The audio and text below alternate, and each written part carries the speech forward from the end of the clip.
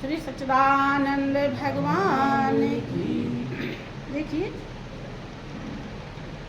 आप सभी लोग मीरा का इतिहास सुनते रहते हैं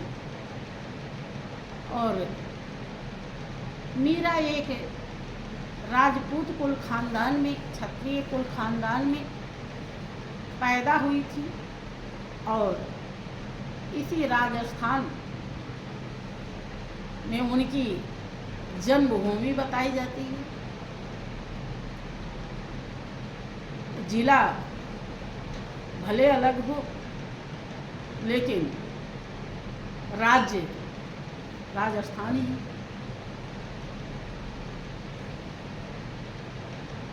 मीरा के नाते राजस्थान को, यद्यपि राजाओं का स्थान रहा इसलिए इसे राजस्थान का, लेकिन मीरा ने मालिक से मोहब्बत करके और 4 चांद लगा दिया। अपने जिंदगी में तो लगाया ही, लेकिन राजस्थान में भी लगा दिया। लोग राजस्थान को आदर के साथ लेते हैं।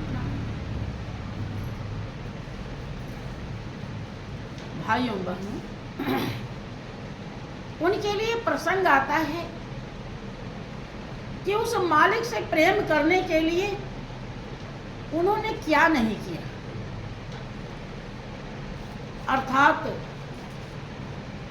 उसी मीरा से जो एक राजा कुल खानदान में पैदा हुई थी, हमें सीख लेनी चाहिए। थोड़ा भी अगर सीख ले लेंगे तो हमारे जीवन की कीमत मिल जाएगी। उनके लिए प्रसंग आता है कि जब वो छोटी सी थी तो गांव में कुछ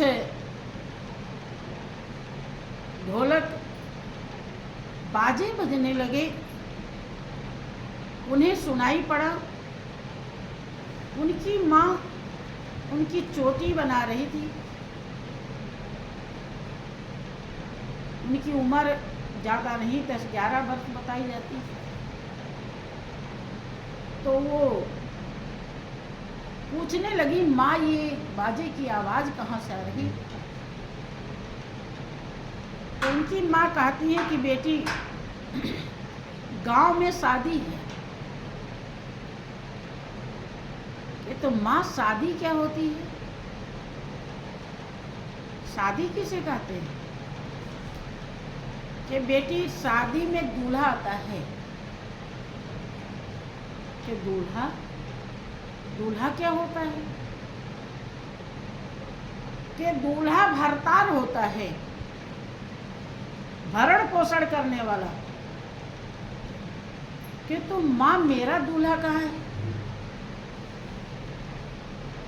तो उनकी माँ हंस पड़ती हैं और कृष्ण के मूर्ति के तरफ इशारा कर देती हैं कि बेटी, तेरा दूल्हा देखे। कथनी और करनी में जमीन आसमान का फर्क होता है। जिन शब्दों को हम मुंह से निकालते हैं या कानों से सुनते हैं, अगर उन शब्दों को एक ही शब्द हम आत्मसात कर लें तो हमारी जन्म जन्मांतर की बिगड़ी बन जाएगी। मीरा जैसे सुनती हैं कि ये मेरा दूल्हा है, भरण पोषण करने वाला है, तो तुरंत ही उस दूल्हे को संभालने में उन्हें देरी नहीं लगती। यद्यपि वो मूर्ति थी, उसी मूर्ति के साथ मगन रहने लगी। उस मूर्ति को सजाती थी, नहलाती थी, धुलाती थी, श्रृंगार पहनाती थी कपड़े लत्ते पहनाती थी और उसके एहसान को समझती हुई उसी के साथ रहती थी कि ये मेरा दूल्हा है, भरण पोषण करने वाला है, तो मेरा यही सब कुछ है।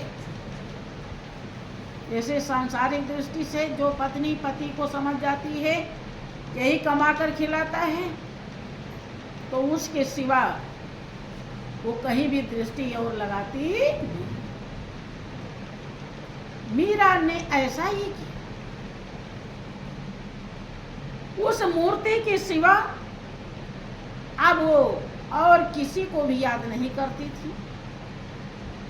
उसी बीच